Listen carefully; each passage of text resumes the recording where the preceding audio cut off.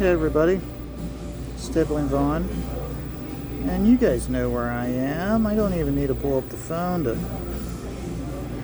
show you where I am, but I will anyway. You know where I am, I got it. At my local dive bar. Of course, remember, if you like what you're seeing, I do have my ash can available for scat investigators. It is 8 pages of story, all stippled. I didn't include any dialogue, so that way you can just really take a look and so that the strength of the stippling and the storytelling is there. If you decide then to back the book, or actually if you want to contact me, you can purchase it. If you look under any social media, under Stippling Vaughn, whether it be Twitter or Facebook or Instagram, you can DM me and you can get a copy of it. It's only $5, and then of course you have the ability, and of course it's $5 for the book and $5 for shipping. I'm working on the same piece I always have been working on for the last few weeks, and you can see that I've done some extra work on it, put in a silhouette. And here's where it's important, is that, let me go up here for a second. This area here, okay, this is the one guy, he's going to be reading, so he's going to go into a narrative of him thinking as he reads. He's silhouetted.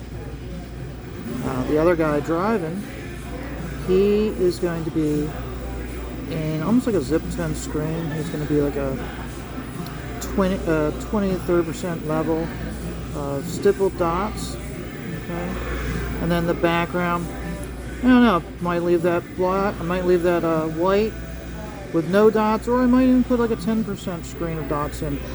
Won't really know that until I get to that part of the book, or that part of the page, I should say. Haven't got to it yet. Right now I'm just focusing down here. So, and this is San Diego Comic-Con weekend. I am not there. I am here at my bar working. And really, I'm curious after the show, when artists get back home, and the artists I'm referring to are like Billy Tucci and Gabe El-Taib, what their stories are going to be of what's going on in the comic book scene, whether people are still talking to them to get some inside scoops and stuff.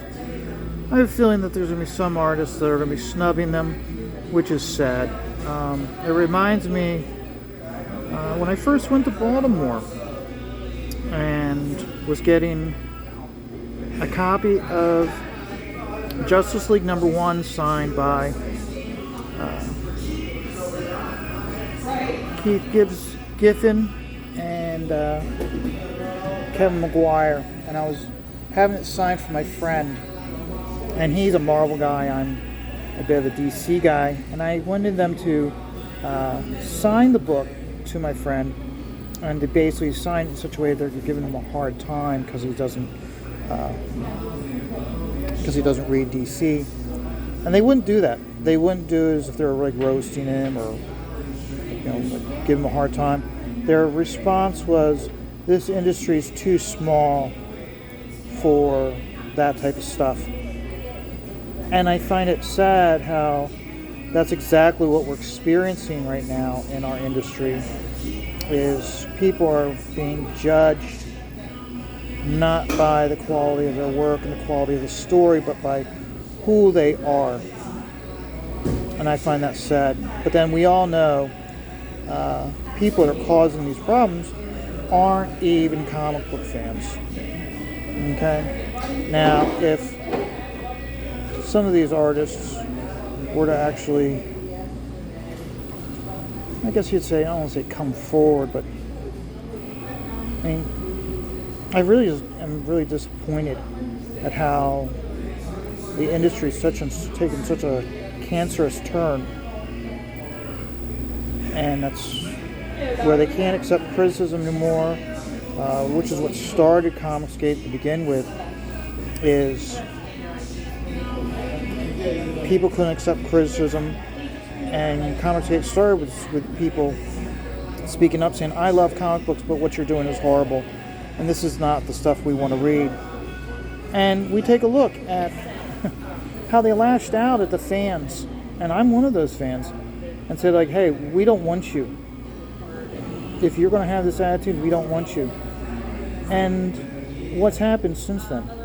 The industry's fallen through the floor. I mean, it's barely a shadow of what it used to be. And that's why I'm proud to call myself a Comicsgate creator, a fan of Comicsgate and crowdfunding, because I'd rather support these people showing their hard work and showing their love, as opposed to these people who are being very poor at their craft, blaming the fans that we're to blame when we were telling them from the very beginning that, hey, you're not producing what we want. And their response was, well, then go away, we don't want you. So it's very sad. So I found it very entertaining that first day of Comic-Con, and what happens? Who's making all the noise? Ripa, Eric July, and his crowdfunded book. Him and Gabe El-Tayeb, they were on Fox News, and they are celebrating the success of the book that they're doing. And I'm very happy for them. It's what we should be doing, is celebrating, but instead they're coming under attack. And anybody who knows Eric July knows he is a black creator. He's been doing a podcast series for a very long period of time, has built up a very large fan base, and he's taken the next level with creating his own book. And instead of being celebrated for his success, his accomplishments, he's being put down. And the people who are putting him down, they're failing the industry, or they don't support comic books. So that's where it's even worse. So I just found it very entertaining that they're grabbing all the headlines. And Gabe El-Tayeb is there at the show. And I think on Monday on Comicsgate Kings, we're really going to get some stories about what's really going on. So it's going to be interesting. I'm very anxious to hear about it. Another big thing that came out of the show, it was just announced last night, actually, when I heard about it, is there is going to be a Spawn Batman crossover. And those involved are Todd McFarlane, and also involved is Greg Capullo. And again, it's going to be very curious. I almost look at this as the last great big event in comic books. You could almost call it the swan song of comics. I don't really see there being really too much coming out of the mainstream industry that's going to generate so much enthusiasm, which will result in sales. I don't buy Marvel anymore. I don't buy DC anymore. This book, when it comes out, will probably be like the last time I cross the picket line and get a DC book, which is a shame, because I grew up on comic books. I've always loved DC, and so for what's going on, it's sad. I'm really disappointed. And that's why I'm so lucky that we have Comicsgate and crowdfunding. I don't buy any more mainstream books.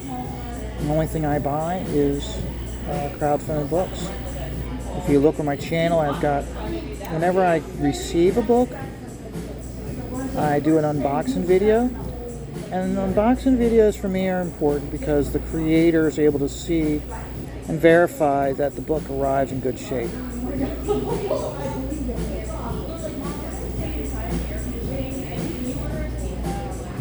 And they then do a review of that book later on.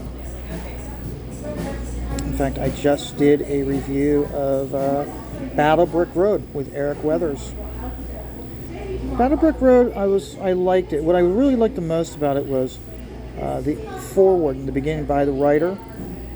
The writer went in and said about how he is a Kansas boy, and how the Wizard of Oz is part of your culture if you are from Kansas, which really said a lot to me.